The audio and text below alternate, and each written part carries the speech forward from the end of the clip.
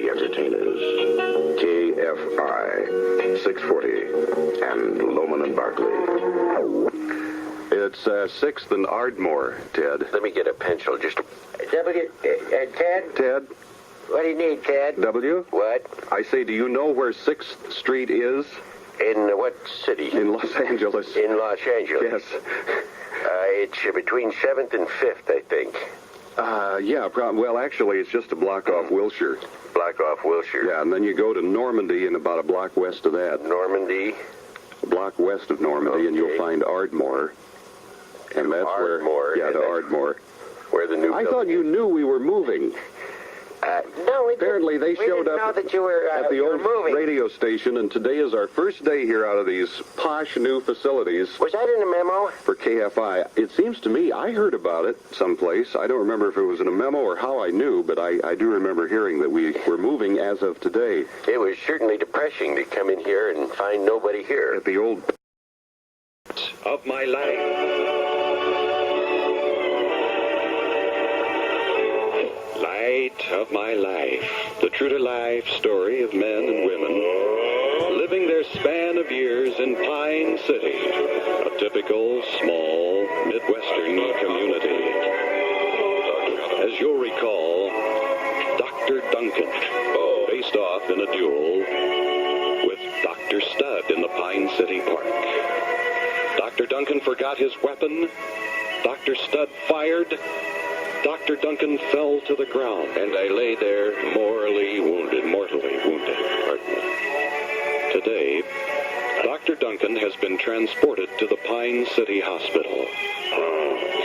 The only man who can save his life is Dr. Stud. I won't submit to an operation. However, Dr. Duncan refuses to submit to an operation at the hands of Dr. Stud, and so the townsfolk of Pine City I'd like to talk to all of you now. are standing about outside Dr. Duncan's room, room 13, speaking in hushed tones about what they might do to save Dr. Duncan. I'd like to say something to you all. This is T. Howard Pines, Jr., Hospital Administrator.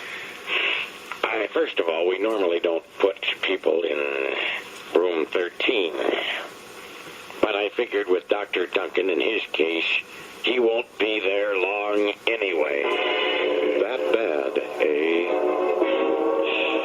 There's only one thing that can save Dr. Duncan, and that's an emergency operation by handsome Dr. Stud. He won't submit to the operation, but I think he will agree to it under one condition. What could that condition possibly be? Mr. Hoyser, Creighton Ballback, Mrs. Hoyser, Adam O'Rear, all the townsfolk wonder aloud, what is that one condition? It would be if you, Widow Rachel, would tell Dr. Duncan that you love him. Yes, Dr. Duncan loves the Widow Rachel, but the Widow Rachel loves Dr. Stud. Dr. Stud. I couldn't tell him that, T. Howard. Mr. Hoyser has a suggestion. Verily, why don't you just lieth to him, my child?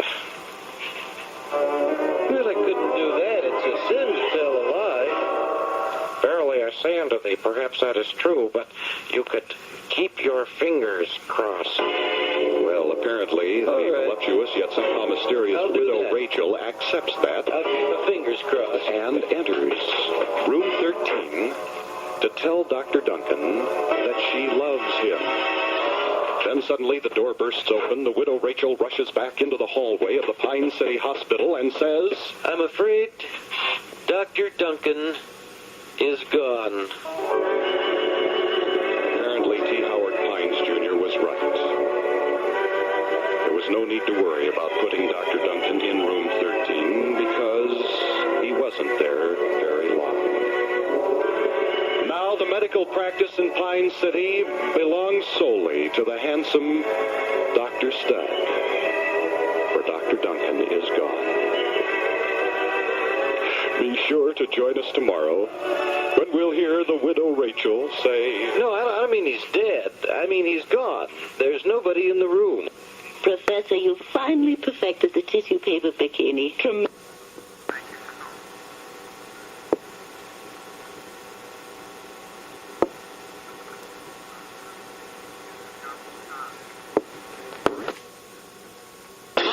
light of my life.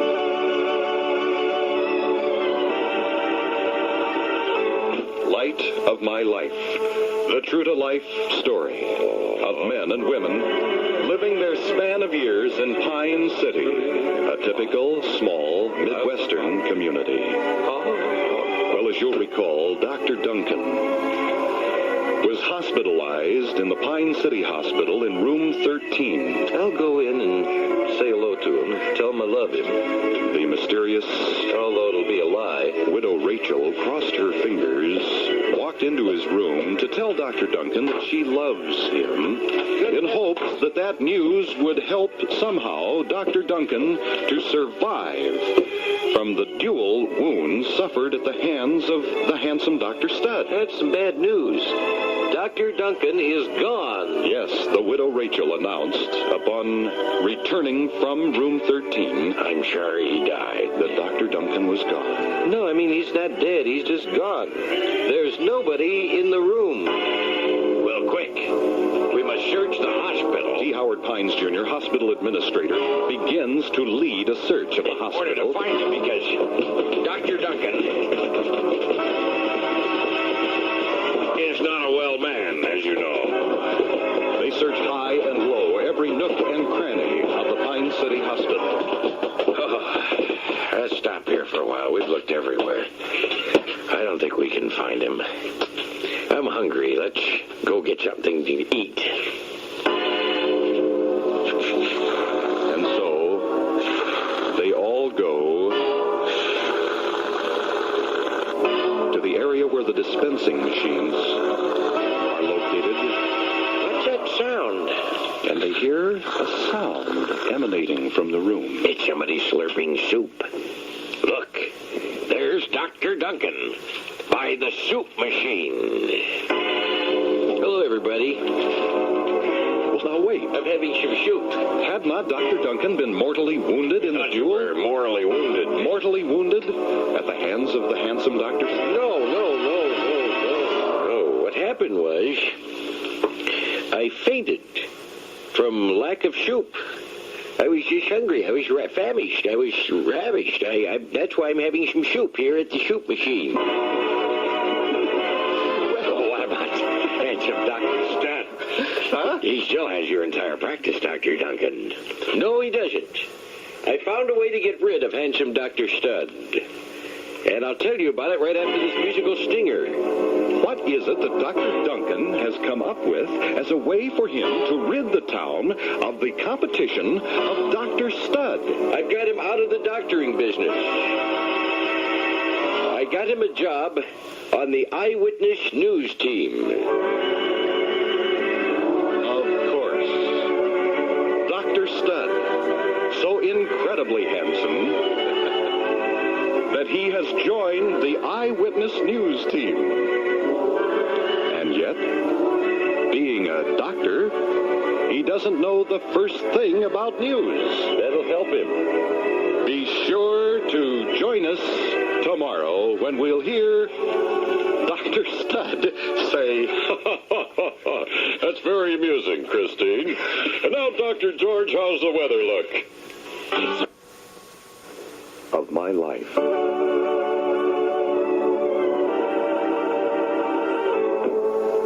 Light of my life. A true-to-life story of men and women living their span of years in Pine City, a typical small Midwestern community. Life in Pine City has returned to normal for Dr. Duncan. My job is shaved. Who, as you'll recall, was faced with the competition of a new doctor, the handsome Dr. Studd. I got Dr. Studd a job as anchorman on the Eyewitness News. The handsome Dr. Studd is now an Eyewitness News anchorman thanks to his incredible good looks. And so, the town's medical practice has all returned to Dr. Duncan. Today, we find Dr. Duncan in his office, eating an apple and watching the Eyewitness News. Oh, well, That's very funny, Christine. Now give Dr. George his whoopee cushion back. Meanwhile, things are happening here locally in Pine City. As you know, the Cave of the Lost Virgin is our big tourist attraction here in Pine City. Well, today, it was the scene of a tragedy. I'll tell you that story in 1 minute after this commercial message. The scene of a tragedy. I wonder what it is. In the Pine City Cave of the Lost Virgin. And so from now on, I'll eat your margarine, Eve Arden. And now, back to the news. A person believed to be a spelunker was lost today and presumed dead in the Cave of the Lost Virgin. It's believed that that person was the voluptuous yet somehow mysterious Widow Rachel. Widow Rachel lost in the Cave of the Lost Virgin? I must get to the Cave of the Lost Virgin and see if I can shave the Widow Rachel.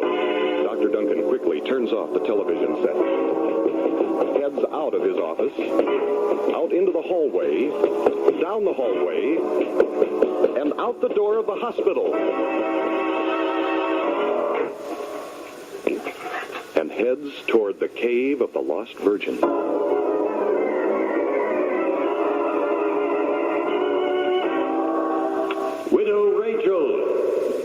Widow Rachel, can you hear me? This is Dr. Duncan. I know you're spelunking in there. Where are you, Widow Rachel? Well, Dr. Duncan searches through Pine City's most popular tourist attraction. What will happen? Will Dr. Duncan find the voluptuous, yet somehow mysterious Widow Rachel? How is the Eyewitness News team doing in the ratings? Will Dr. Studd be a success? Be sure to join us on Monday when we'll hear the Widow Rachel say, I'm over here, Dr. Duncan. I'm pinned under a stalagmite. Or is it a stalactite? okay, for light of my life. Oops. Light There it is. of my life. The true-to-life story of men and women living their span of years in Pine City, a typical small Midwestern community. As you'll recall, Dr. Duncan was watching the Eyewitness News A terrible tragedy in our city today. with anchorman Dr. Studd. Apparently, a spelunker is lost in the Cave of the Lost Virgin, Pine City's leading tourist attraction. That spelunker, it turns out, is none other than the voluptuous yet somehow mysterious Widow Rachel. I must get to the Cave of the Lost Virgin and try to shave the Widow Rachel. Dr. Duncan, who still loves the Widow Rachel, hastens to the Cave of the Lost Virgin, enters same, and searches for the Widow Rachel.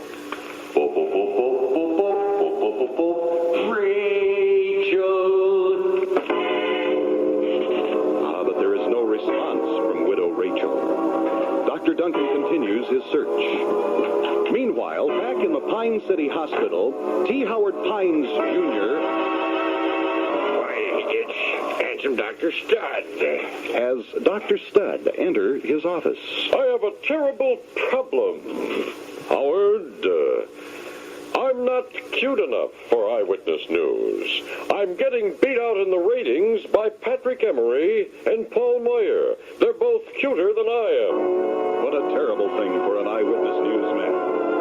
What does Dr. Studd want of T. Howard Pines? There's only one man, Dr. Studd, who can make you cuter, and that's Pine City's leading cosmetic surgeon, Dr. Duncan. And so Dr. Studd is admitted to the Pine City Hospital for cosmetic surgery Where Dr. Duncan is. to be He's not at the performed hospital. by Dr. Duncan. You know, I bet I know where Dr. Duncan is. I wouldn't be surprised if he were at the Cave of the Lost Virgin trying to find the widow Rachel. Well, upon hearing that, I'd better go find Dr. Duncan. T. Howard Pines Jr. goes to the Cave of the Lost Virgin in search of Dr. Duncan. Dr. Duncan. Wait a minute. I see something. Over there, to the left, by that stalagmite. Or is that a stalactite? It's a shadowy figure.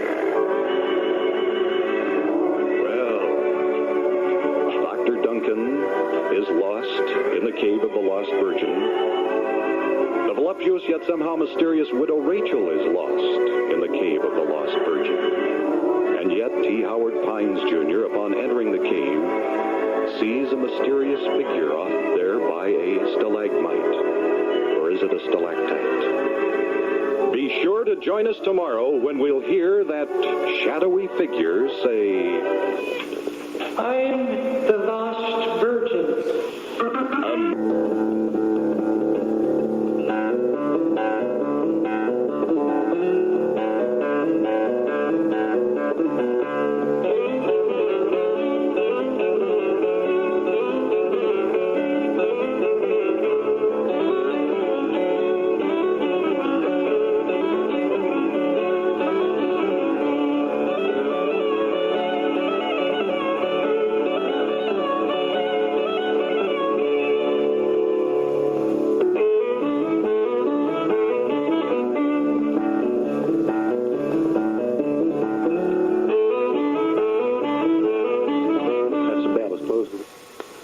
of my life.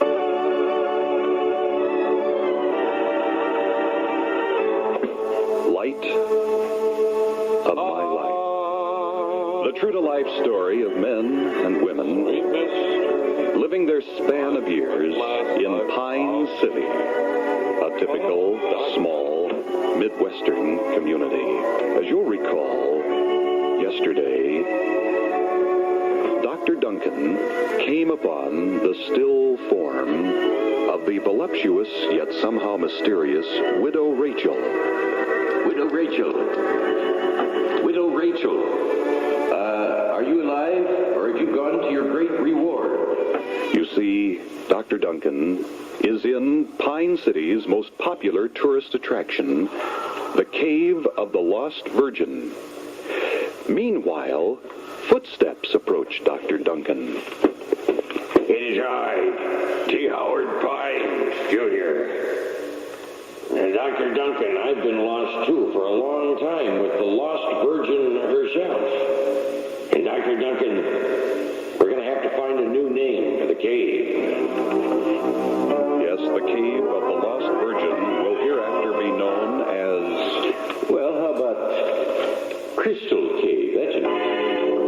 Crystal Cave. I don't know. I've always liked Mammoth Cave or Wind Cave myself. Well, does it really matter? I think it matters. Let's get this thing shut.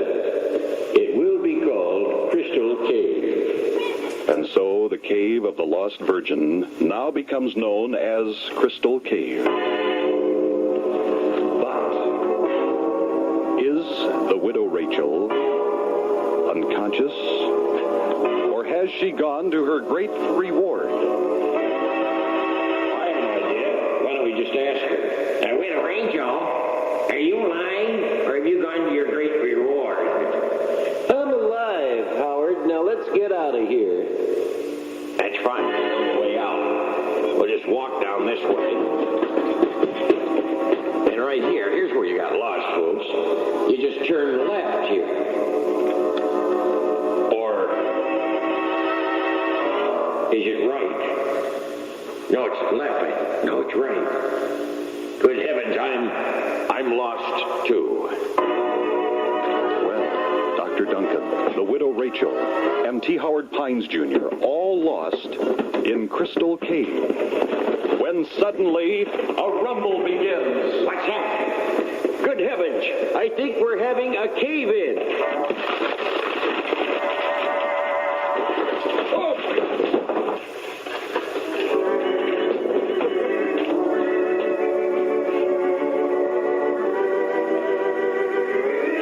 Good heavens. The cave of the Lost Virgin, I beg your pardon, Crystal Cave, has caved in, apparently trapping Dr. Duncan T. Howard Pines Jr. and the widow Rachel. Be sure to join us tomorrow when we'll hear T. Howard Pines Jr. say, I think Widow Rachel is under the rubble.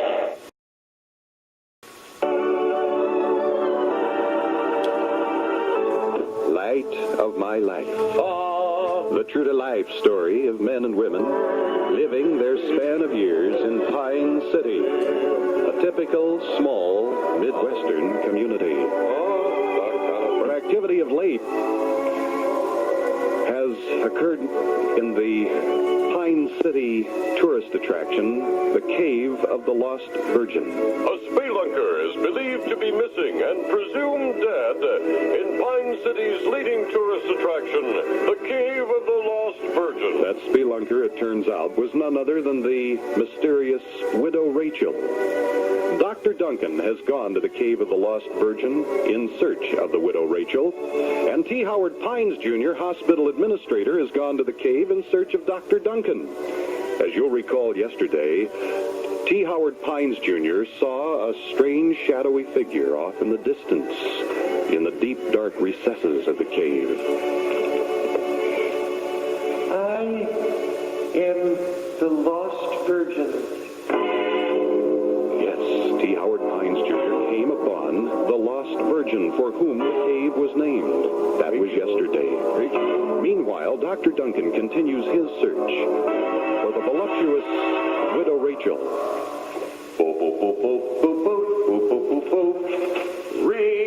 Rachel! Suddenly, Dr. Duncan comes upon a still, prone figure lying in the cave. That's strange.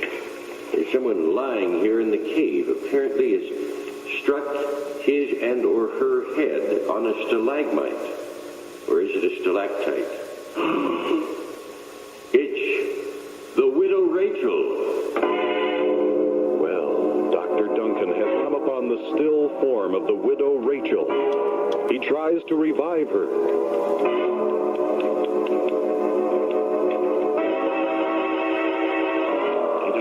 She's alive, or maybe she's gone to her great reward. Suddenly, Dr. Duncan hears footsteps approaching. I hear footsteps. Ominous footsteps. Halt! Who is it there? It's I, T. Howard Pines, Jr., hospital administrator. I'm lost, too, in the Cave of the Lost Virgin. I've been lost for some time with the Virgin herself. I've got news for you, Dr. Duncan. They're going to have to change the name of the cave.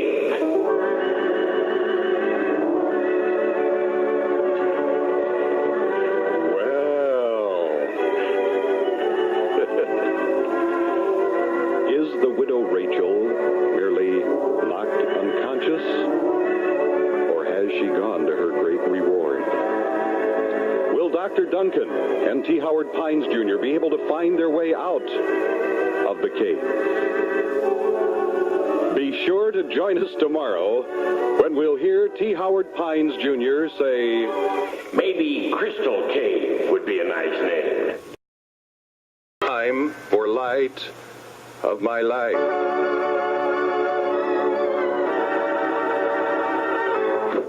Light of my life. The true-to-life story of men and women living their span of years in Pine City, a typical small Midwestern community. As you'll recall yesterday, Dr. Duncan, T. Howard Pines Jr., and the voluptuous yet somehow mysterious widow Rachel were all lost in the cave of the Lost Virgin, now called Crystal Cave. They could not find their way from the cave when all of a sudden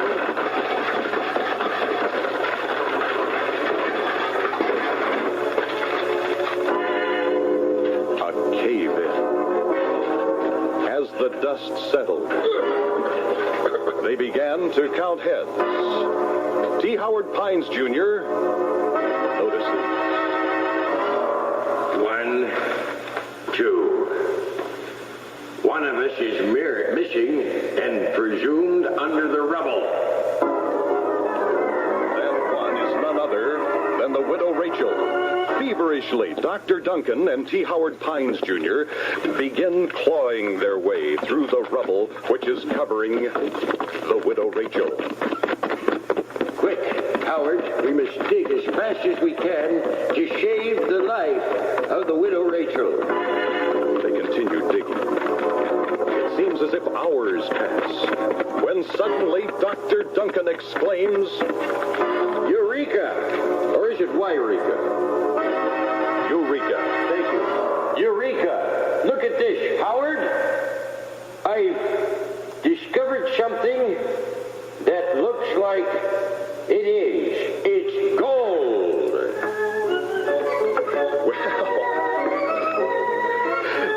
in clawing their way through the rubble, Dr. Duncan has come upon what appears to be a gold nugget. Quick, Dr. Duncan, we'll run and tell the town that there's gold, gold, gold. But wait, how do they find their way out of the cave of the Lost Virgin, now known as Crystal Cave? I see a light at the end of the tunnel. It must be the end of the Vietnam War. No, I think it's a way out of the cave of the Lost Virgin, now called Crystal Cave. Indeed it is. As they head from out of the deep, dark recesses, they come into the sunlight of the day. Gold, gold, and hasten gold. themselves into Pine City. Gold, gold, exclaiming gold. as they run. Gold, gold, gold.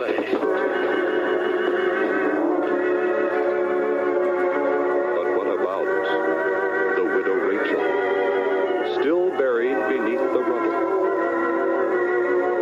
Be sure to join us tomorrow as gold fever grips Pine City. On tomorrow's episode, we'll hear Adam O'Rear say, Gold, gold, gold. Light of my life.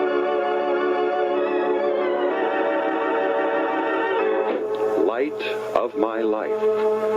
The true-to-life story of men and women living their span of years in Pine City, a typical small Midwestern community, but perhaps not small for long.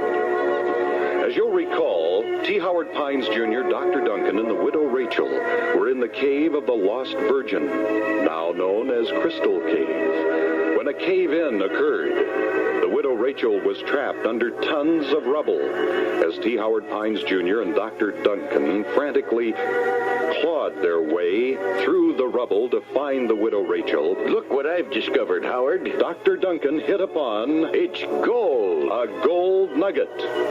Well, now, Dr. Duncan and T. Howard Pines Jr. have hastened back to Pine City bearing the news of a gold find in the cave of the Lost Virgin, now known as Crystal Cave. I've called you all together tonight. T. Howard Pines Jr. addresses a meeting of the Pine City townsfolk in the town hall to make a startling announcement. And you, as Pine Cityans, should know that our town is about to become a gold boom town. A gold gold boomtown. Yes, a gold boomtown. Dr. Duncan explains the steps already taken by T. Howard Pines and himself. Well, you see, after I found this nugget, you can see the nugget there, we took all our money, Howard and me, and every penny we got, and invested it in some pans, and some picks, and some shovels, and some saddlebags, and we went out and bought a burro named Abe. And so, Dr. Duncan and T. Howard Pines, Jr. are ready now to go out to the Cave of the Lost Virgin. Now, there are going to be some problems of having a gold boomtown. Now known as Crystal Cave. Probably, there'll be a lot of changes here. Probably prostitutes and gamblers will move to our town.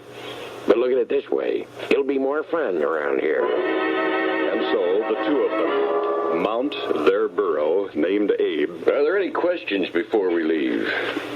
I believe I have one back here. Ah, a question from the incredibly handsome Dr. Stud himself. How is the widow Rachel doing? The question of the widow Rachel. Uh-oh. I just remembered. We forgot to dig the widow Rachel out of the rubble. Now, T. Howard Pines, Jr. and Dr. Duncan mount their burro named Abe and hasten as fast as they can back to the Cave of the Lost Virgin, now known as Crystal Cave, having been reminded that they left the cave without having extricated the widow Rachel from beneath the tons of rubble. Be sure to join us on Monday when we'll hear T. Howard Pines, Jr. say, I'm afraid we're too late. Time for light of my life.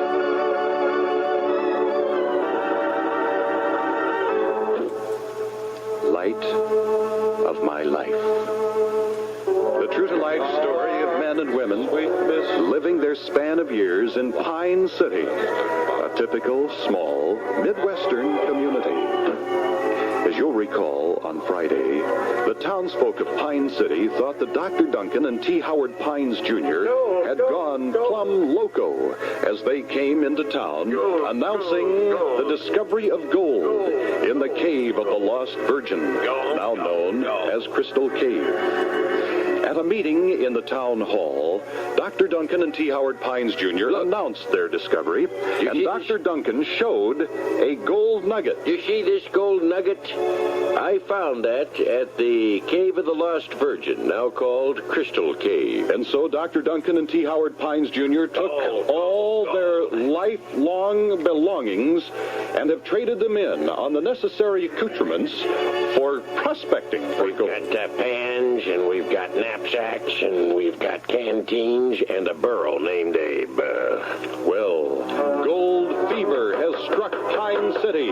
There is a building boom going on in Pine City as the townsfolk begin for the influx of those in search of gold by building saloons and brothels. Plus, my child, Colonel Sanders' chicken franchises. Well, T. Howard Pines, Jr. and Dr. Duncan leave the gold fever of Pine City, mount their burro named Abe, and head back for the Cave of the Lost Virgin, now known as Crystal Cave. What we'll have to do, Howard, is ouch. When we get there, we'll have to extricate, the widow Rachel, and then we'll start staking our claim, Continue their ride aboard the burro. Why do you keep saying ouch when you talk, Dr. Duncan? It's because I have a toothache, Howard. It's right back here. I seem to have lost a filling. Wait a minute. Stop, Abe. That filling that I lost, that's the gold that I discovered at the Cave of the Lost Virgin mine, now called Crystal Cave. That wasn't a gold discovery at all. It was my own filling. You mean to tell me that the townsfolk of Pine City are building saloons and brothels for naught? That there is not gold in the Cave of the Lost Virgin, now known as Crystal Cave, but rather it was the gold filling from Dr. Duncan's tooth. Meanwhile, of course, the widow Rachel remains trapped under the tons of rubble in the cave. Be sure to join us tomorrow when we'll hear T. Howard Pines Jr. say, Well, it looks like we've got more brothels than we really need. Now, I said that was a new song, obviously. For Light of My Life.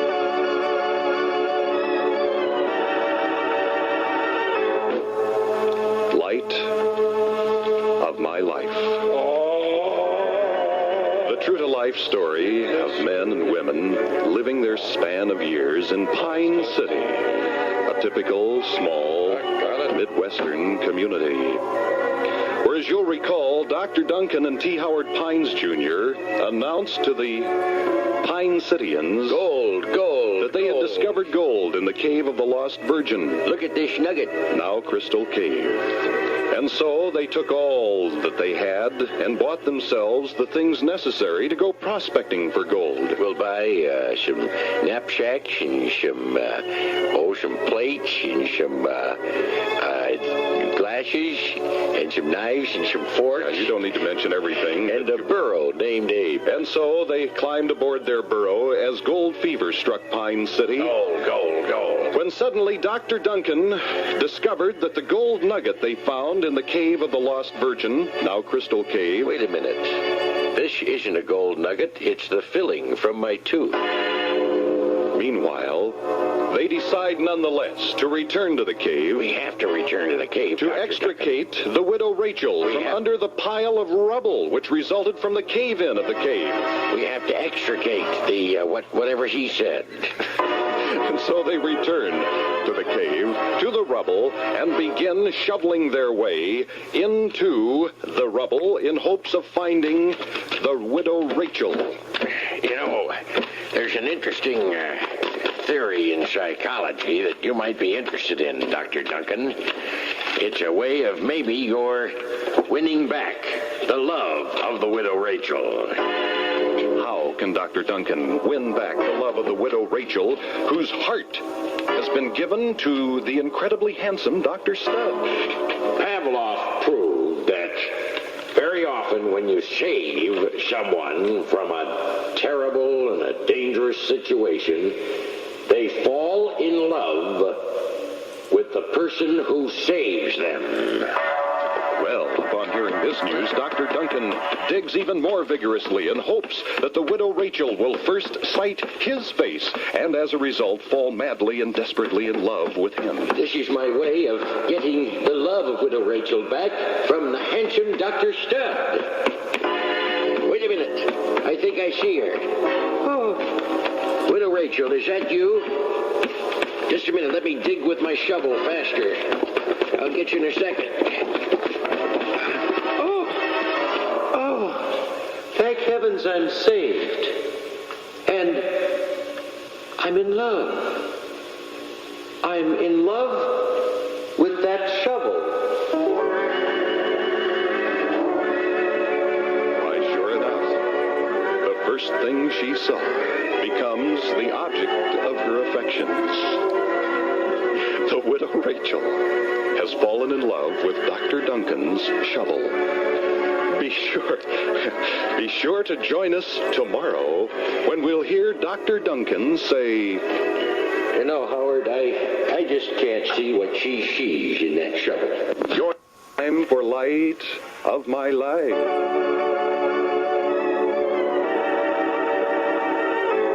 Light of My Life. The true-to-life story of men and women living their span of years in Pine City, a typical small Midwestern community. Well, as you'll recall, T. Howard Pines Jr. and Dr. Duncan have successfully extricated the widow Rachel from beneath the tons of rubble which engulfed her when the Cave of the Lost Virgin, now known as Crystal Cave, caved in. I think I'm in love. The widow Rachel, as T. Howard Pines Jr. anticipated, fell in love with the first thing she saw. It was Dr. Duncan's shovel. Today, we find this threesome aboard the burro named Abe as they head back into Pine City. You know, Howard, I don't think I've ever been so low in my life. For one thing, we spent all our money to get the accoutrements that we needed to dig for gold. So I'm broke, I'm destitute, I'm in love with the widow Rachel, but she's in love with my shovel. T. Howard Pines Jr., being a trained psychologist and psychiatrist, makes a suggestion. You know, here's just a thought. Since I am a trained psychologist and a psychiatrist, I could maybe counsel the widow Rachel. This would have a twofold purpose. We could clear up her love for your shovel, and I could make some money. Yes, T. Howard himself is destitute after having taken all of his earthly possessions to buy the necessary accoutrement in order to go dig for gold in the cave of the Lost Virgin, now known as Crystal Cave. And so now we find T. Howard Pines Jr. I want you to look at these ink blots. With the widow Rachel. It's called a Rorschach test. Oh, yes. Now, what do you see when you see this first ink blot? It looks like a shovel. Well, as T. Howard Pines Jr. continues to probe into the psyche of the widow Rachel, the door bursts open, What's the matter? and in rushes Mrs. Heuser. I've got some terrible news. The Heuser House of Antiques was just robbed. It was robbed by a stick-up man wearing a mask who said, "Stick 'em up," with sibilance. He reeked of ether, and he drove away on a getaway burro. Could it be a stick-up man who said, "Stick 'em up," who reeked of ether, and who drove away on a getaway burro? Has Dr. Duncan's destitution driven him to crime? Be sure to join us tomorrow when we'll hear Dr. Duncan say, All right, everybody against the wall. This is a stick-up.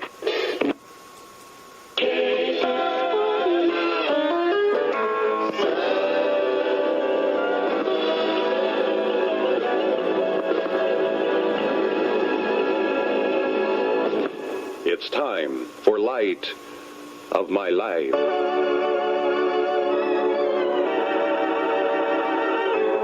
Light of My Life. The true-to-life story of men and women living their span of years in Pine City, a typical small Midwestern community.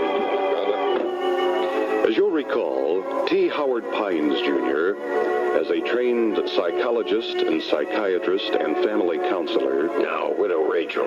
is counseling the widow Rachel, who has fallen in love with Dr. Duncan's shovel. I want you to tell me what's bothering you. As you'll recall, Dr. Duncan and T. Howard Pines Jr. both had taken all their earthly possessions. Nothing's bothering me, Howard. And had purchased the necessary equipment to search for gold in the cave of the Lost Virgin, now Crystal Cave. I'm in love with Dr. Duncan's shovel. As a result of having taken their earthly possessions for this ill-fated venture, both were destitute. Except that T. Howard Pines Jr., in his capacity as a psychologist, psychiatrist, and family counselor, Look at these ink blots, widow Rachel. is able to recoup his losses by counseling the widow Rachel. Meanwhile, Dr. Duncan is left destitute. In the midst of Mr. Pine's counseling, who should rush into the room but none other than Mrs. Heuser. A terrible thing just happened. The Hoyser House of Antiques was just robbed by a man who spoke with the sibilants, smelled of ether, and got away on a burro. I think it was Dr. Duncan. Good heavens. T. Howard Pines Jr. quickly goes to the radio to tune in wonderful KPIN. Let's listen to wonderful K-Pine. See if B. Mitchell Belding has anything on that. I'll turn on the radio. The news should be on. And that concludes the news. Just before we wrap up the news, let me tell you a funny thing happened to a lady in England. Wait a minute, a bulletin is just coming in. Bulletin, wonderful K-Pine bulletin. The Pine City Bank has just been robbed. The Pine City Bank has been robbed? Widow Rachel, you stay here with your shovel. Mrs. Hoyser, you and I should get to the bank immediately. And so T. Howard Pines Jr. and Mrs. Hoyser, thank you, hasten out of the hospital and head toward the bank. Upon arriving at the bank, Let's ask the stranger. He's the president of the bank. What happened? Oh, hi, Howard.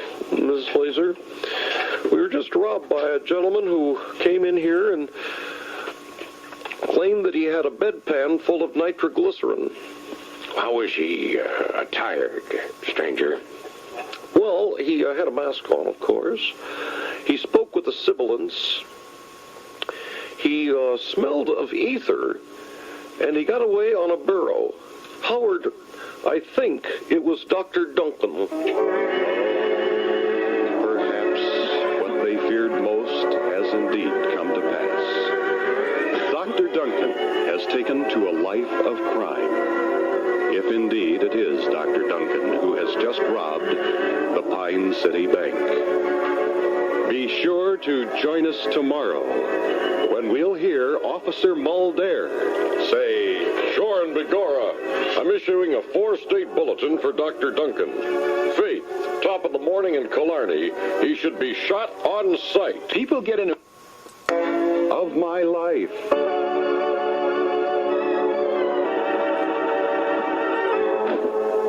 Light of my life.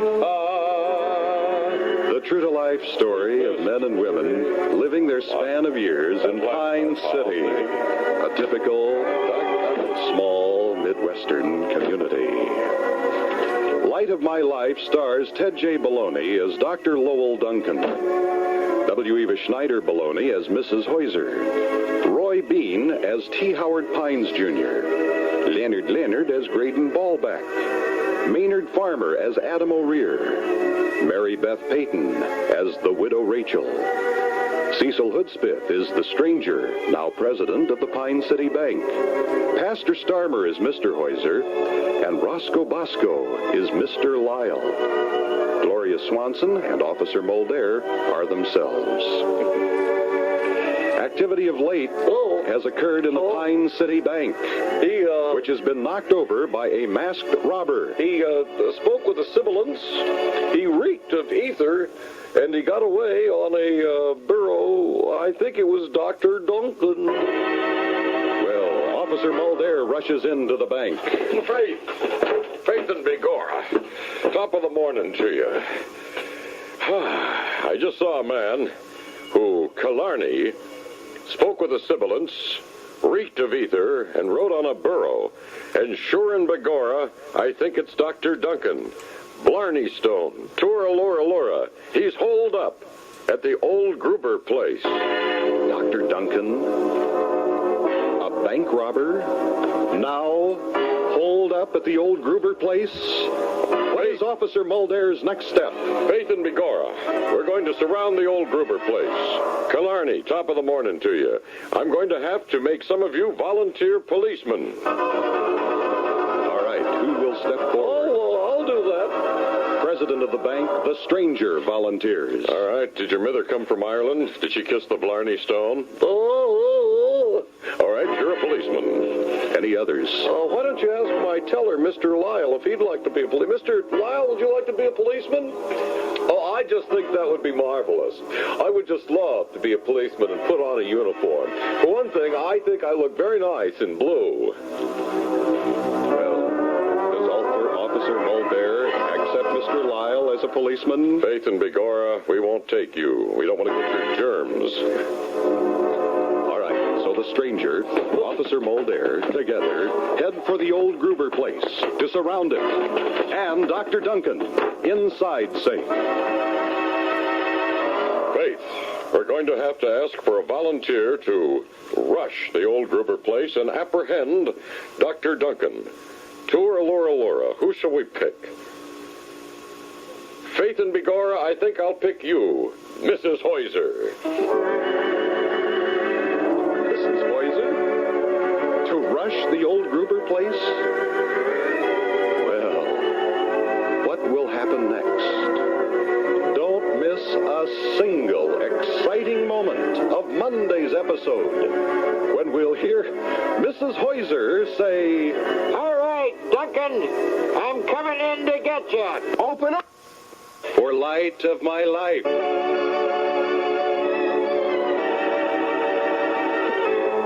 Light of my life. The true-to-life story of men and women living their span of years in Pine City, a typical small Midwestern community.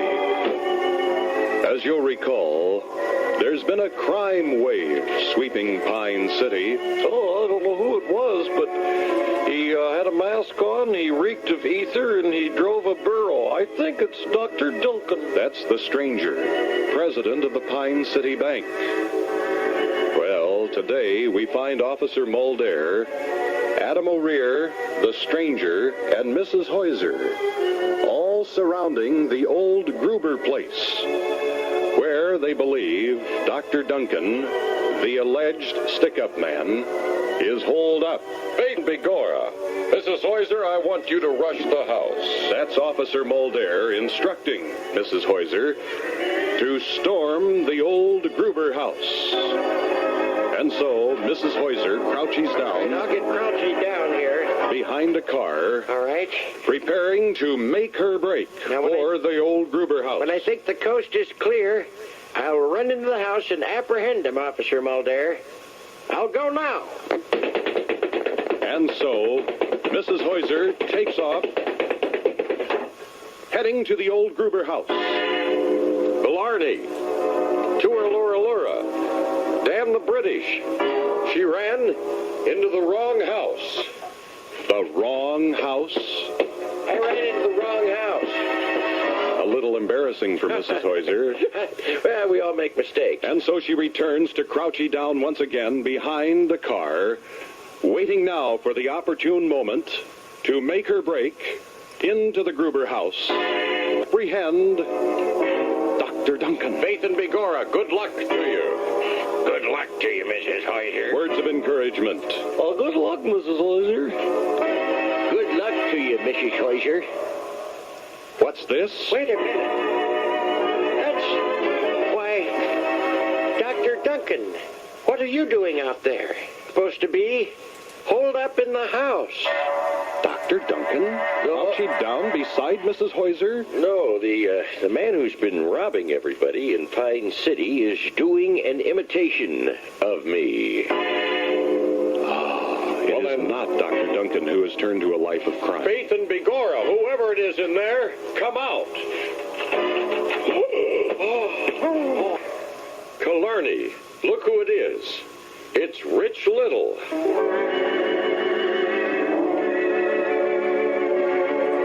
Well, I'll be go to heck. It wasn't Dr. Duncan who had turned to a life of crime, but rather Rich Little, doing his impression of Dr. Duncan. Be sure to join us tomorrow when we'll hear Mrs. Heuser say, And do President Nixon for us, Rich. Time for Light of My Life.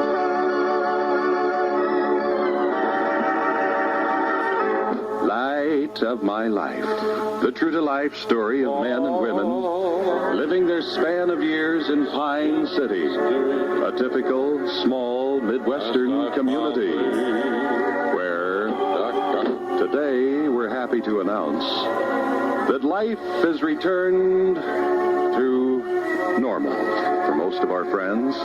There was a man doing an imitation of me who was committing all the robberies in Pine City. Yes, it wasn't Dr. Duncan who had turned to a life of crime, but rather Rich Little, doing an incredible impersonation of Dr. Duncan, who had knocked over the Pine City Bank. Now, Widow Rachel, So I need to today, talk to you. we find T. Howard Pines Jr. in his office at the Pine City Hospital. T. Howard is hospital administrator and a trained psychotherapist and psychiatrist, and he is counseling the widow Rachel, who has fallen in love with Dr. Duncan's shovel. Now, Widow Rachel made it this way. You can't have a long, meaningful relationship with a shovel. You dig? Meanwhile, in the operating room, Dr. Duncan, assisted by nurse Adam O'Rear, Scalpel. has begun the Scalpel, sir. long-delayed operation on Dr. Studd. A sponge. He is performing cosmetic surgery Sponge. on Dr. Studd, who has given up his doctoring practice to become an eyewitness news anchorman. He'll even be cuter now, Adam. First of all, we have to remove the nose. And so Dr. Duncan and Adam O'Rear Why do we do that, sir? remove Dr. Studd's nose. We're going to replace it with a cuter nose. Sort of a Nanette Fabre nose. Well, there's the noses off. There's a little levity in the operating room today. When suddenly the door to the operating room bursts open and in rushes Mr. Heuser. Verily I say unto thee, Adam, I know it that in addition to your duties here at the hospital, you are mayor of Pine City. I have some alarming news for you, which I'll tell you at the end of this musical stinger. You're being challenged for the mayor's job by the stranger, the president of the bank. The stranger? Now candidate for mayor, trying to unseat Mayor Adam O'Rear? You must come quickly, Adam and Dr. Duncan, because the stranger is waging a scurrilous campaign. Well, following Mr. Heuser are Dr. Duncan and Adam O'Rear as they rush from the operating room. Adam O'Rear, of course, will have to find out what sort of scurrilous campaign the stranger has plotted in his attempt to unseat Adam from his mayorship. Be sure to join us tomorrow when we'll hear the handsome Dr. Studd say, I suppose you think it was pretty funny taking off my nose, Dr. Duncan. of my life.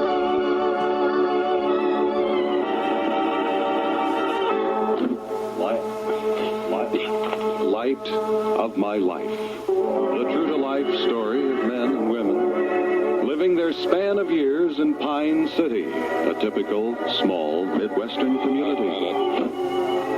As you'll recall, the word from yesterday was that the stranger had announced his candidacy for the mayorship of Pine City. But I've been a very good mayor. A position held by nurse Adam O'Rear.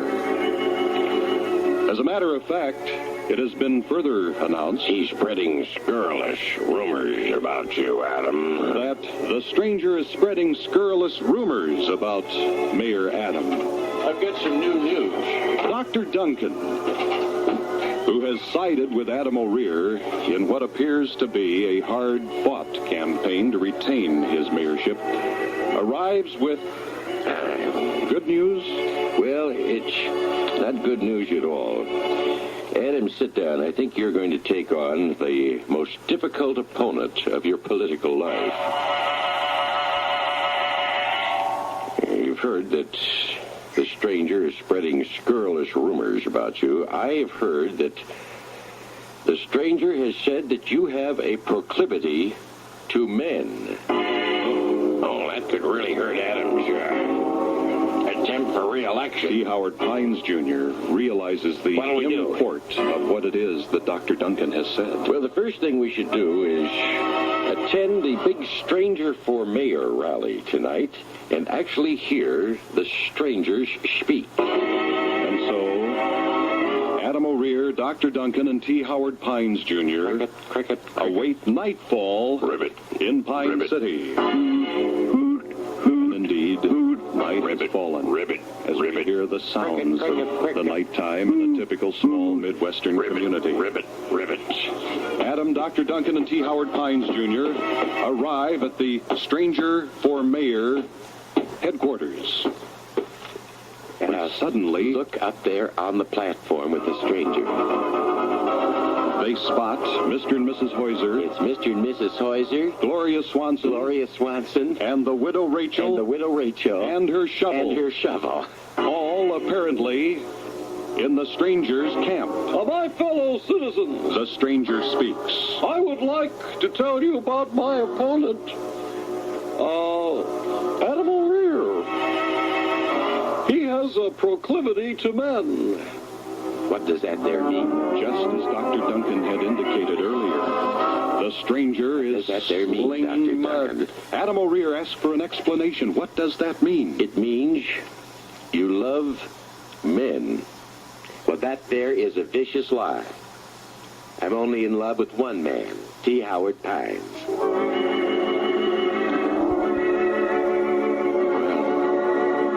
Is Adam O'Rear in for the fight of his life?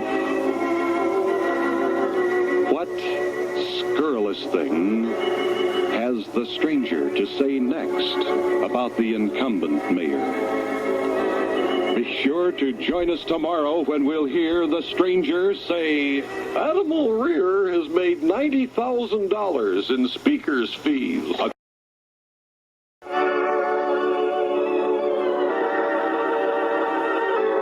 Light of my life, the true-to-life story of men and women living their span of years in Pine City, a typical small Midwestern community. As you'll recall, the campaign for mayor of Pine City has really heated up. The incumbent mayor is Adam O'Rear. His opponent in the forthcoming election is the stranger, who has said some scurrilous things about Adam. I think you have to face facts, Adam. The stranger is way ahead of you in the fold. And so, I have an idea. having been counseled by his aides, Dr. Duncan and T. Howard Pines Jr., Adam O'Rear, the mayor, comes up with an idea to try to counter the offensive taken by the stranger. Now, we know that the stranger has his campaign headquarters located above Walter Gates' hardware store. I suggest that we break in to the headquarters at Walter Gates. And so they await for nightfall Cricket. in Pine City. Ribbit. Cricket. And as night settles over this small Midwestern town, Cricket. we see T. Howard Pines Jr., Dr. Duncan, and Adam. No, sir. Just T. Howard Pines Jr. and Dr. Duncan as they head toward Walter Gates' hardware store. Their intention to break in to the stranger's campaign headquarters. Well, here we are, Dr. Duncan. Let's break in. All right. They break the door down. Now, it should be upstairs here. They climb the stairs Here we are. and come to the door of the stranger's campaign headquarters.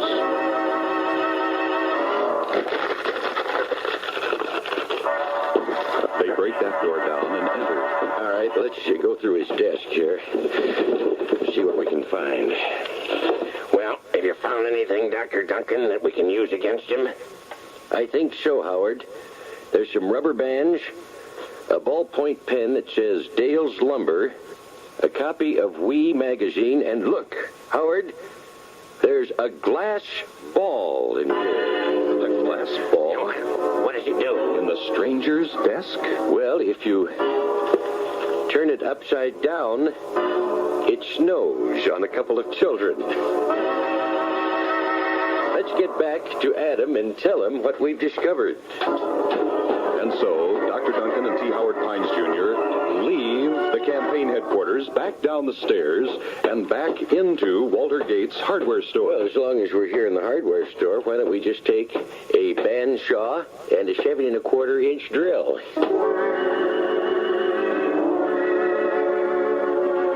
What will Adam O'Rear, the mayor, think of their findings in the stranger's desk drawer? Be sure to join us tomorrow. I beg your pardon. Join us on Monday when we'll hear Dr. Duncan say... Wait a minute, Howard. There's someone lurking in the shadows of Walter Gates' hardware store over there by the commode display. I think our break-in has been discovered. And now, light of my life.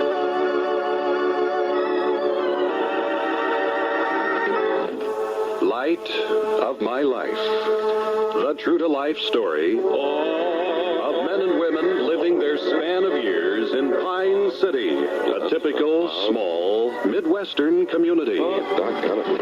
As you'll recall, on Friday, Dr. Duncan and T. Howard Pines Jr. were attempting to get information about the stranger. Look at the things I who was found. a candidate for mayor running against the incumbent mayor, Adam O'Rear. In the stranger's desk, Howard. Dr. Duncan and T. Howard Pines Jr. Dr. Duncan. broke into the stranger's campaign headquarters, Found some rubber bands. which is over the Walter Gates hardware A store. ballpoint pen that says Dale's Lumber. And they're recapping now what it is they A found. copy of Wee magazine and a glass ball that when you turn it upside down, it snows on a couple of kids.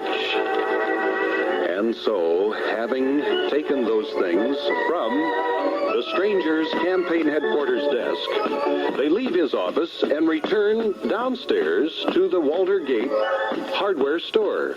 Halt! Shore and Begora. Who goes there? Good heavens, it's Officer Mulder. Officer Mulder. Catching Dr. Duncan and T. Howard Pines Jr. red-handed. Mother McCree, Killarney, Mrs. Murphy's Chowder.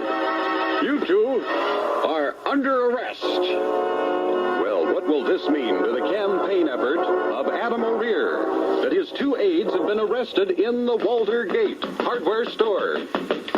Oh, we could have come in the door, but they haven't moved the sound effects door yet, Adam. You seem to be in a lather. What's the problem, Dr. Duncan? Adam O'Rear, the candidate himself, and the incumbent mayor, speaks to his aides, Dr. Duncan and T. Howard Pines Jr. We've been arrested while breaking into Walter Gates' hardware store. What are we going to do now? Well, there's only one thing to do, sir. We'll just have to cover it up. The plot begins to thicken. A cover-up. What does this mean? Why hasn't our sound effects door been moved to this new studio? Be sure to join us tomorrow when we'll hear Adam O'Rear say, My fellow citizens of Pine City, I know absolutely nothing about Walter Gate. Light of my life.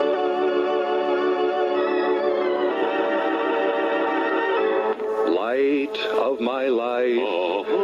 The true-to-life story of men and women living their span of years in Pine City, a typical small Midwestern community. As you'll recall, T. Howard Pines Jr. and Dr. Duncan have broken into the stranger's campaign headquarters, for the stranger is running for mayor against the incumbent, Adam O'Rear. His campaign headquarters were located over Walter Gates' hardware store. Mother McCree, Laura, you're under arrest. Those expletives uttered by Officer Mulder as he captured T. Howard Pines Jr. and Dr. Duncan, leaving Walter Gates. Well, What are we going to do? today we find Mr. Pines and Dr. Duncan out of jail on their own recognizance. We're out on our own recognizance. They're planning now, with the mayor, Adam O'Rear, how they will cover up this break-in to the Walter Gates hardware store. We've got to cover up this here break-in. The first question I want to ask you, gentlemen, is what does recognizance mean? Dr. Duncan explains. Well, it means, I really don't know, but we're out on our own, whatever it is. To help amplify on that point, T. Howard Pines Jr. It's sort of like cognizance, only it's again. See, it's recognizance is what it is. So now we all understand. Oh, thank you. And you're out on that, huh? Suddenly, Here's the whole thing. Officer Muldair is the only man who knows that you fellas broke into the Walter Gates. Now, if something would inadvertently happen to him, well, that's a terrible thing that you're proposing. how could Adam O'Rear, the town's mayor, suggest even that something evil befall Officer Muldair? Wait a minute. You better answer the phone. The stillness is shattered by a phone call. Adam O'Rear goes to the... Hello? Hi, this is Mrs. Hoyser. I've got to talk to Dr. Duncan. It's for me. Hello, Miss Hoyser. Dr. Duncan, I have some terrible news for you. Officer Muldair has just shot himself 3 times while brushing his teeth. Good heavens. A medical emergency. An urgent need for the services of Dr. Duncan. I'm the only one who can shave him.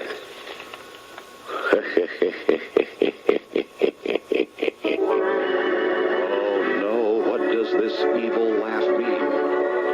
Officer Muldair is the only man in Pine City who knows that Dr. Duncan and T. Howard Pines Jr. broke in to the Strangers Campaign headquarters in the Walter Gates hardware store. And now, Officer Muldair lies mortally wounded in his bathroom, where he has shot himself 3 times while brushing his teeth. Be sure to join us tomorrow when we'll hear Dr. Duncan say, Whoops. My scalpel slipped. it's time for Light of My Life. Notice how much better it sounds? Light of My Life. The true-to-life story of men and women living their span of years in Pine City, a typical small Midwestern community. As you'll recall, T. Howard Pines Jr. and Dr. Duncan broke into the campaign headquarters of the Stranger in order to find out what they might about the Stranger's anticipated campaign against Adam O'Rear, incumbent mayor of Pine City. Mrs. Murphy's overalls. No, it's Mrs. Murphy's chowder, isn't it? You're under arrest. Yes, Officer Muldair arrested Dr. Duncan and T. Howard Pines Jr. as they left the campaign headquarters, housed in Walter Gates' hardware store. Well, the two were released on their own recognizance and spent their time with Adam O'Rear, the mayor. How are we going to cover this here thing? Trying to figure out a way to cover up that break-in when the stillness was shattered by a phone call. I'm sorry to shatter your stillness, but Officer Muldair is in terrible shape. He has accidentally shot himself 3 times while brushing his teeth. Yes, they realize the implications of this sudden turn of events, for it is Officer Muldair alone who knows the identity of the two who broke in to the campaign headquarters.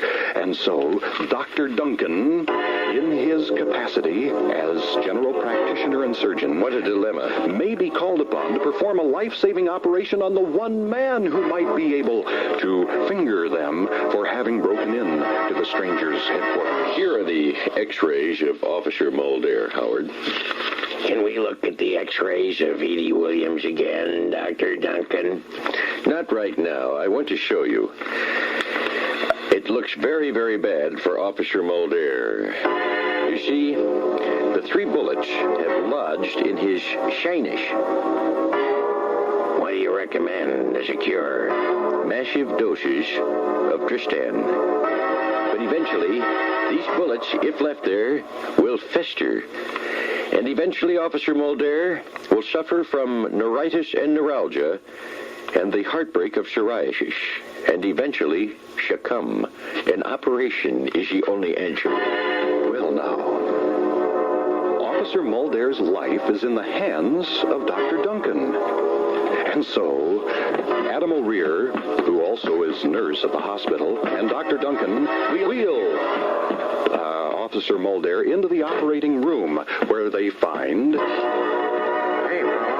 handsome Dr. Studd, who has been awaiting a facelift from Dr. Duncan. When are you going to put my nose back on? Later, Dr. Studd. Well, now, Officer Muldare is in the operating room, lying next to Dr. Studd. And Dr. Duncan must begin the life-saving surgery to remove the 3 bullets from Officer Muldare's sinus cavities. Be sure to join us tomorrow when we'll hear Adam O'Rear say, I think Officer Muldare is dead. And now, light of my life.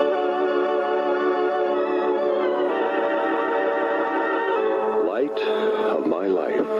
The true-to-life story of men and women living their span of years in Pine City, a typical small Midwestern community. As you'll recall, Officer Muldare captured, red-handed, Dr. Duncan and Adam O'Rear as they were breaking into the campaign headquarters of mayoral candidate The Stranger in Walter Gates' hardware store. Well, news came that Officer Muldare had accidentally shot himself 3 times while brushing his teeth. This, of course, necessitated emergency proceedings in the Pine City Hospital. Today, we join Dr. Duncan and Nurse Adam in the Pine City Hospital operating room. The rear and Dr. Duncan stand over the still form of Officer Muldare. It's time to operate, Adam. Dr. Duncan muses to himself. This is going to be a difficult operation. And it's best made even more difficult by the fact that Adam breathes so loud. Would you knock that off, would you, Adam, while I'm operating? I'm terribly sorry, sir. Now Adam O'Rear muses to himself. I wonder what Dr. Duncan is thinking right now. I could shave Officer Muldare's life, but if I do, he'll spill the beans. Ah, yes. Their fear is that indeed Officer Muldare could be the one to spill the beans. I wonder if Adam is wondering if I'm musing to myself. Adam muses to himself. I'm wondering if Dr. Duncan is wondering if I'm wondering that he's musing to himself about Officer Muldare spilling the beans. Well, should they begin the operation, or should they continue musing to themselves? We better start the operation. Scalpel. A scalpel. Sponge. A sponge. Adam, stop the operation. I was thinking a terrible thought. But I can't go through with it, Adam. I've got to shave Officer Muldare's life, even if he spills the beans. Well, Dr. Duncan's Hippocratic oath comes into play as he decides definitely that indeed, yes, he will save Officer Muldare, although it does mean chancing that the officer will spill the beans. Be sure to join us tomorrow as we hear Officer Muldare coming out of his anesthetic, saying, Brother McCree, where am I? I've got to spill the bean. Time for light of my life.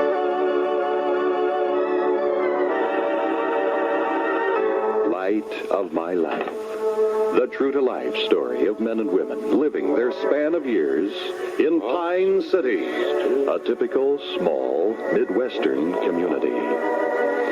So much has happened of late, involving so many of our friends, that I have asked T. Howard Pines, Jr., hospital administrator, to help in today's exposition. Well, as you know, Dr. Duncan and I broke into the Walter Gates. Into the campaign headquarters of the stranger who is running for mayor against the incumbent mayor, Adam O'Rear. There we were apprehended by Officer Mulder. He is the only one who knows this despicable stunt that we, the Adam O'Rear plumbers, have performed. Meanwhile, Officer Mulder has fallen into bad times himself. Yes, he inadvertently shot himself while brushing his teeth and now lies on the operating table of the Pine City Hospital, strangely enough, at the mercy of Dr. Duncan, whom Adam is helping now to perform an emergency operation on Officer Mulder. Syringe. Adam, I can't go through with what I've been thinking about. I thought perhaps if I just slipped a little, just a little scalpel slip here, and Officer Mulder would be gone, and so would his terrible secret. But I must obey my Hippocratic oath and do the best I can to save his life, even though I know that when he is well, he'll spill the beans on us. Organ Phil, that music is hardly appropriate, isn't it, for this point in the program. I'm sorry. Don't you have something else that you could play for us instead? Yes. And so, Dr. Duncan labors over the form of Officer Mulder to remove the 3 bullets from the officer's sinus cavities. I found the bullets here in the sinus cavities. There's 1, 2, 3. Wonder what that was. Well, now. Well, I guess he'll spill the beans on us, Dr. Duncan. Suddenly, Wait a minute. Dr. Duncan has a flash. I have an idea, Adam. While I'm in here operating, why don't I just tamper with Officer Mulder's memory control center and render it inoperative? Then he will not remember what it is we did at the Walter Gates. Very good idea, Dr. Duncan. Go right ahead. Scalpel. Faith and Begorra. Faith and Begorra. Faith and Begorra. I've apparently inadvertently hit his cough control center. Wait a minute. If I just take this and cross it with this, and over here, give me a syringe, Adam. I've done it. I have tampered with Officer Mulder's memory control center and have rendered it inoperative. Well, with an inoperative memory center, Officer Mulder obviously cannot now spill the beans. Be sure to join us on Monday when we'll hear Officer Mulder say, Glaucomora, Dr. Duncan. There's something about you that I'm trying desperately to remember.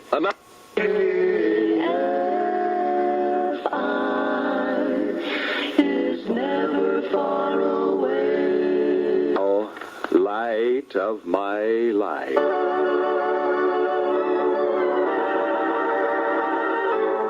Light of my life, the true-to-life story of men and women living their span of years in Pine City, a typical, small, Midwestern community. As you'll recall on Friday, Dr. Duncan performed a life-saving operation on Officer Mulder, the only man in Pine City who could spill the beans about Dr. Duncan and T. Howard Pines, Jr. break-in of the campaign headquarters of the stranger. I have an idea. However, during the course of that operation, Dr. Duncan tampered with Officer Mulder's Memory Control Center and rendered it inoperative. That way he won't be able to remember our break-in at the Walter Gates. Now, today, we find Dr. Duncan with Nurse Adam O'Rear and T. Howard Pines Jr., Hospital Administrator, walking the halls of the Pine City Hospital as Dr. Duncan makes his morning rounds. I've got to be honest with you, Howard. I did maybe a despicable thing. I tampered with Officer Mulder's Memory Control Center and perhaps rendered it inoperative. Well, they come upon... What'll the results of that be? The room. I'm afraid I overdid it. Officer Mulder has become a vegetable. They enter Officer Mulder's room. Let's go inside and take a look. Why, good heavens, in the bed there's a 200-pound potato. Why, sure enough, Officer Mulder is now a vegetable because of Dr. Duncan's tampering with his memory control center. Pace and Begorra. Officer Mulder speaks. Killarney. Mother McCree. Mrs. Murphy's chowder. Who am I? Well, indeed, his memory control center has been rendered inoperative. You're Officer Mulder. Faith and Begorra. No, I'm not. I'm a potato. Well, now, does Dr. Duncan have second thoughts? Let's leave the room, fellas. What are you going to do, Dr. Duncan? Well, I'll tell you, Howard. I would like to reoperate and correct this heinous thing that I've done, but I'm afraid the damage is irreversible. What does this mean?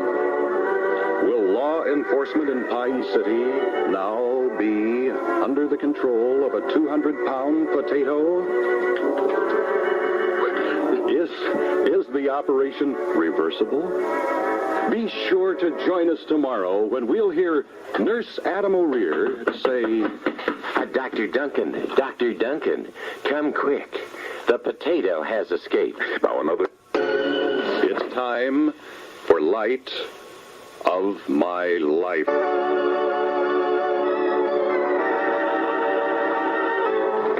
Light of My Life.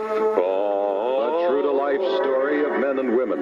Sweetness living their span of years in Pine City, a typical small Midwestern community.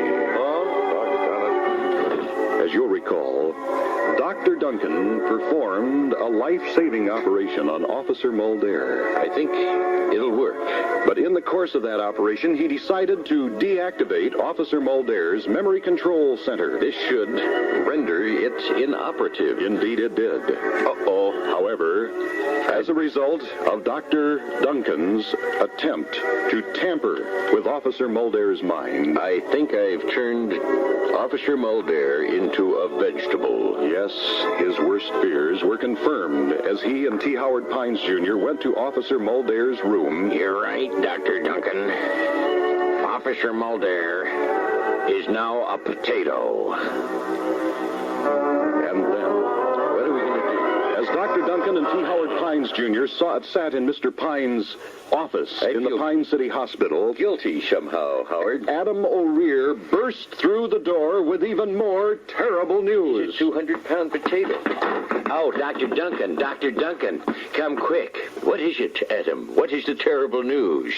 The potato has escaped. Well, to confirm this report, Dr. Duncan hastens to the room once occupied by Officer Mulder. Come on, down the hall quickly, Howard. Wait for me, Dr. Duncan. Oh, good heavens, you're right, Adam. The potato has escaped. He apparently tied the bed sheets together and slipped out the window. Well, how could he do that, Dr. Duncan? Don't you remember last night we short-sheeted him? Somehow he did. Officer Mulder, who was turned into a vegetable, a 200-pound potato, I wonder how the town is reacting to this here thing. has been loosed on the streets of Pine City. I don't know. Why don't we turn on the radio and listen to wonderful K-Pine? B. Mitchell Belding should be on the air right now. Just a moment, I'll turn on the radio. They've turned the radio on. And there you have Bachman Turner Overdrive. B. Mitchell Belding here at wonderful K-Pine. Bulletin, bulletin, bulletin, bulletin, bulletin. There is a giant potato loose in Pine City. Do not, I repeat, do not attempt to apprehend him. He is believed to be armed. Rather wait until Officer Mulder apprehends him. Wait a minute. Bulletin, bulletin, bulletin update. The potato has stolen a car. And now, here's Solid Gold with Billy Preston. Indeed, it has happened. The town of Pine City is terror-stricken. I feel guilty. By the presence in their city of a 200-pound potato. I feel I have unleashed a monster.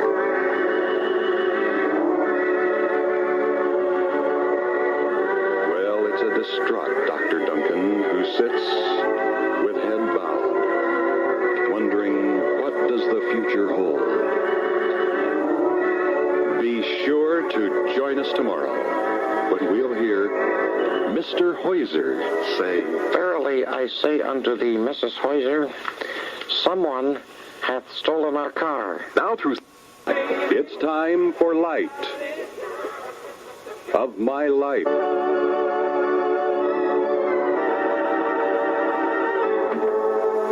Light of My Life.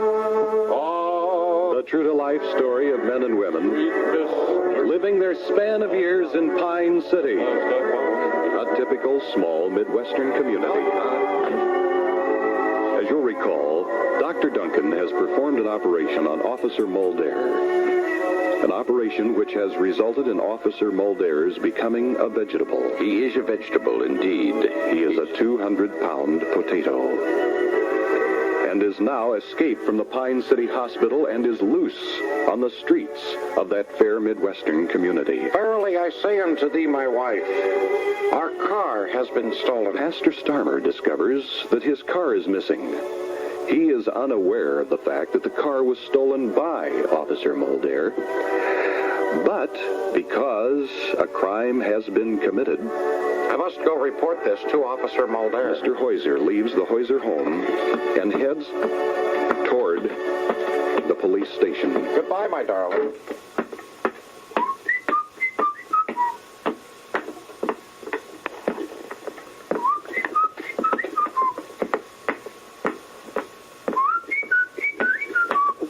Well, here I am at the police station. He opens the door and enters. Let me see. Officer Mulder's office must be right down this corridor. Officer Mulder, I have... Oh, good grief. I must run and tell Dr. Duncan what I've just seen. What he has just seen, seated in Officer Mulder's chair, is a 200-pound potato. He hastens toward the Pine City Hospital to report to Dr. Duncan. Dr. Duncan, I say unto thee, I went to see Officer Mulder to report at the fact that my car had been stolen, and an amazing thing I beheld. Dr. Duncan seems delighted suddenly to think that perhaps there is a bright side to this story. There was a 200-pound potato sitting in Officer Mulder's chair. Well, Mr. Heuser, I haven't really time to explain what has transpired. We did that in the exposition. But suffice it to say, the potato is not dangerous. Let's turn on the radio to wonderful K-Pine and listen to B. Mitchell Belding, and he'll perhaps have some news about the potato. I'll just go over here and turn on the radio right now. And so, I hope you'll get some Clearasil today. It'll take care of all those ugly blemishes. Bulletin, bulletin, bulletin, bulletin, bulletin, K-Pine bulletin. There has just been something handed me. The potato is loose in the streets of Pine City. He is believed to be armed, dangerous, and running amok. Running amok. Turn your home into a fortress. This has been a bulletin. And now, solid gold from Eric Clapton.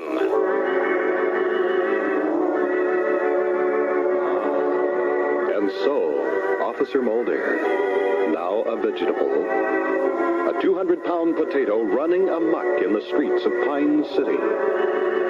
What will this mean to our friends? Will they take the advice of B. Mitchell Belding and turn their homes into armed fortresses? What was the solid gold Eric Clapton record? Be sure to join us tomorrow when we'll hear Dr. Duncan say, I have no other choice. I must destroy the potato. time for Light of My Life.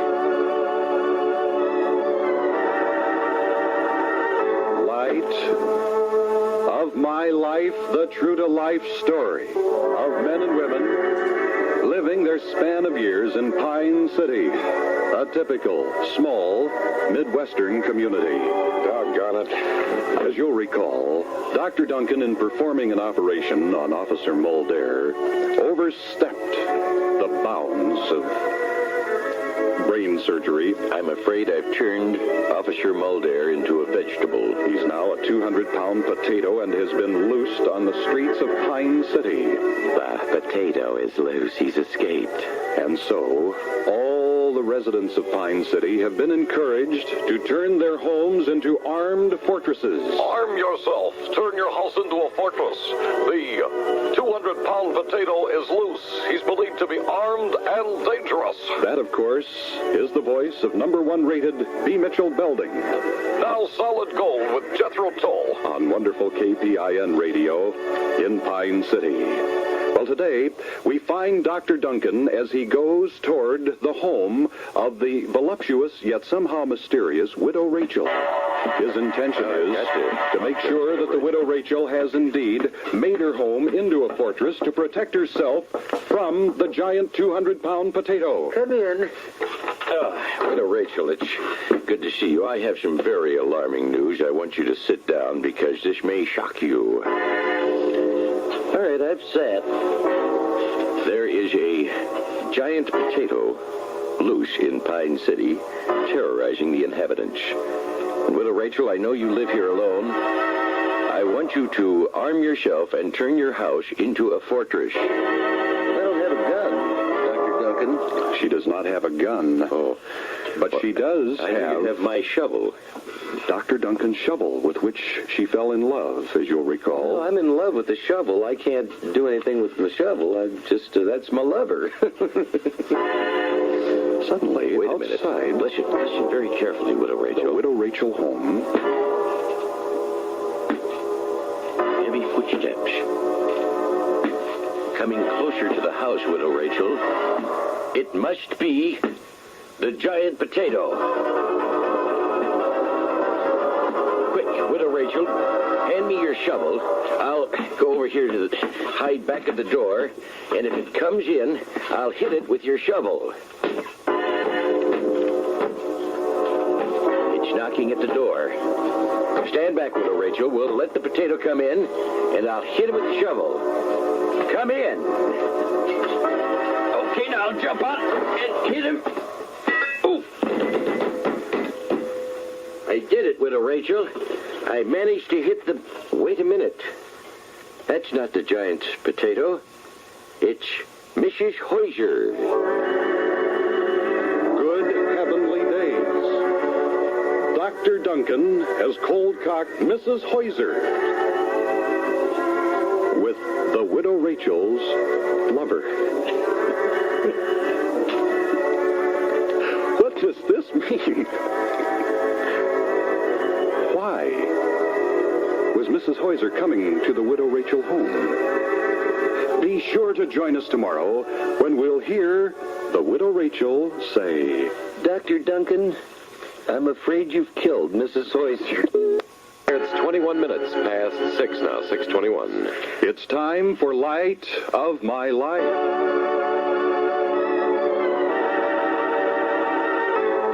light of my life, the true-to-life story of men and women living their span of years in Pine City, a typical small Midwestern community. Terror grips Pine City. As you'll recall, Officer Mulder has become a vegetable. He's a 200-pound potato. Dr. Duncan rushes to the home of the voluptuous yet somehow mysterious widow Rachel to encourage her Turn your home into a fortress. to turn her home into a fortress. As they stand talking in the widow Rachel's foyer, they hear outside the door the ominous footsteps. It's the giant potato. I'll wait till he comes in the door, Widow Rachel, and I'll cold cock him with your shovel. The door opens and Dr. Duncan. Good heavens. It's not the giant potato, but it's Mrs. Hoyser, apparently on her way over here to borrow a cup of sugar. And so Mrs. Hoyser lies at the feet of Dr. Duncan and the widow Rachel. Dr. Duncan tries to revive her. Are you all right, Mrs. Hoyser? The widow Rachel tries to revive her. Ah, where am I? Who am I? And who are you people? The blow to the head by the shovel She's suffering from amnesia. has caused Mrs. Hoyser to suffer from amnesia. Widow Rachel, you stay here with Mrs. Hoyser. I'm going down to the radio station, wonderful K-Pine. This thing has gone on long enough. I must make an announcement on the radio urging people to form a posse and capture the giant potato. And so Dr. Duncan goes to wonderful K-Pine Radio, where B. Mitchell Belding is on the air. I want to tell you all that Clearasil really will get rid of all those ugly blemishes. And now on wonderful K-Pie, just a minute, Dr. Duncan has walked into my studio. Excuse me, B. Mitchell, if I could take just a moment. I would like to use your air to make an important and serious announcement to the citizens of Pine City. The giant potato is potentially dangerous, and I think we should all form a posse and capture him as quickly as possible. Just a minute, Dr. Duncan. Somebody's coming in here and handing me a bulletin. A K-Pine bulletin on number 1 K-Pine. Dateline, the airport. The giant potato has hijacked T. Howard Pine's airplane and is taking it to Idaho. And now, Solid Gold with David Bowie.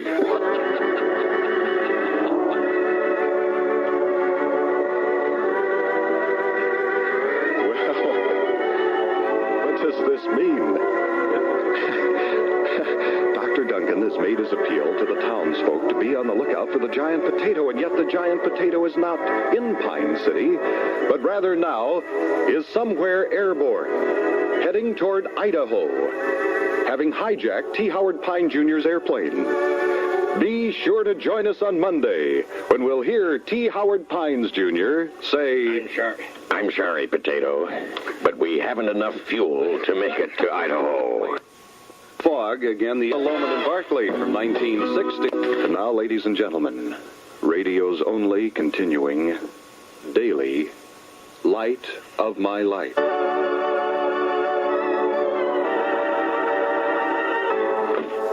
A light of my life.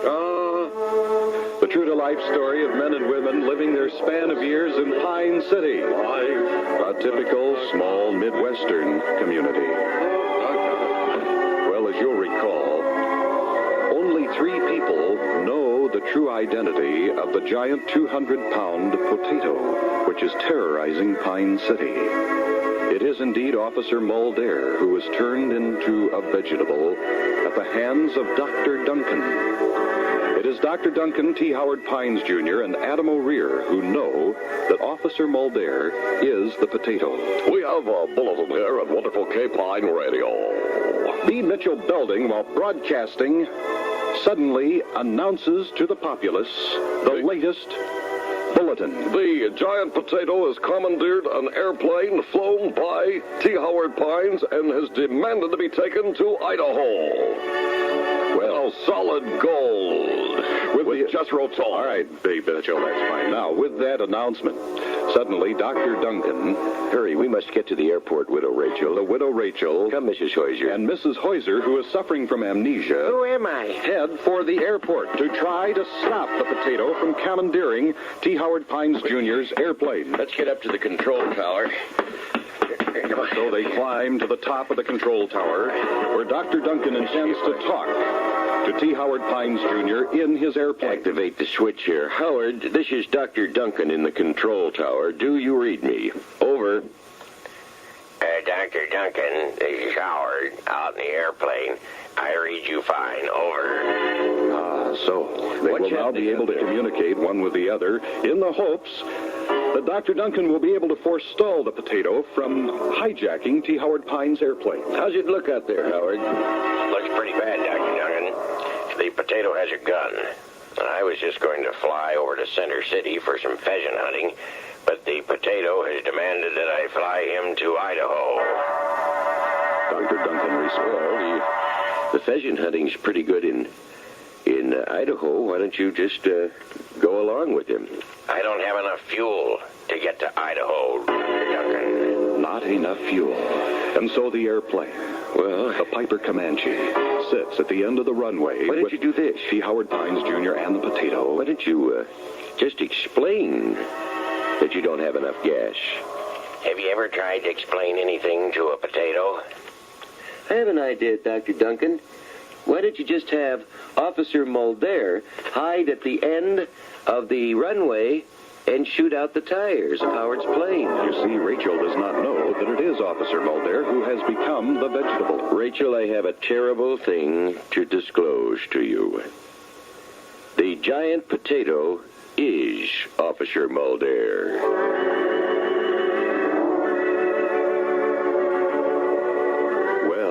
For the first time, it has been disclosed the identity of the giant 200-pound potato.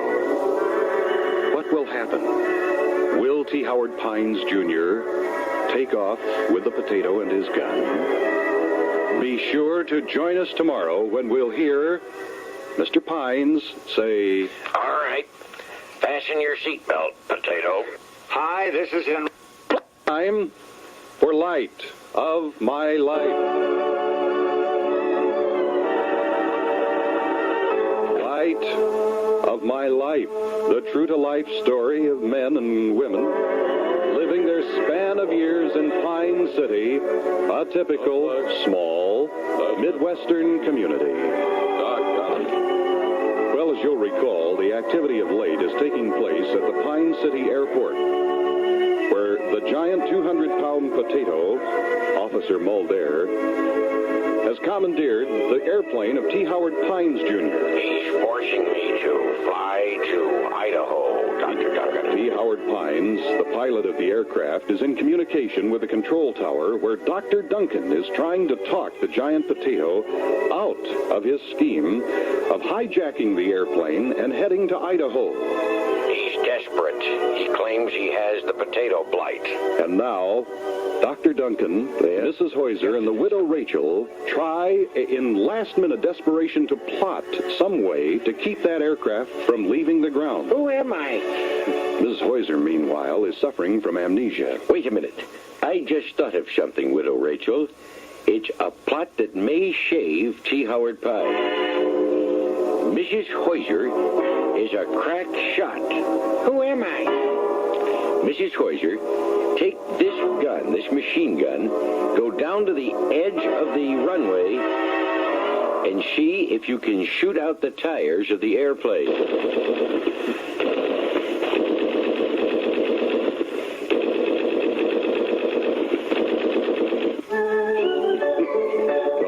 Mrs. Hoyser, in her state of amnesia, did not understand that she was to go down to the end of the runway before firing the machine gun. I think I'm hit, Doctor. As a result, she has shot up the control tower and has wounded the widow Rachel. I'll have to take care of you later, Widow Rachel. Quick. Mrs. Hoyser, get down to the end of the runway. And so, hopefully understanding what her instructions are, Who am I? Mrs. Hoyser heads to the end of the runway just as T. Howard Pines Jr. begins revving up the engine of his airplane preparatory to take off. I want permission to take off, please. What's going on, Dr. Duncan? Somebody seems to be shooting at me. Well, it's all right, Howard. There is concern in the aircraft as the machine gun bullets whiz past the head of T. Howard Pines Jr. and the giant potato. Stay calm, Howard. It's just Mrs. Duncan. No, it isn't. I'm Dr. Duncan. It's Mrs. Hoyser trying to shoot out your tires.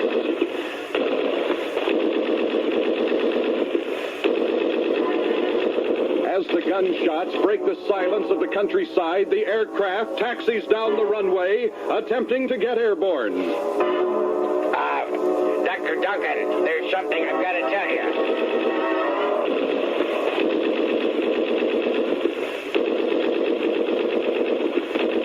Tell Mrs. Hoyser to stop shooting. She's missed the tires, but she's shot the potato.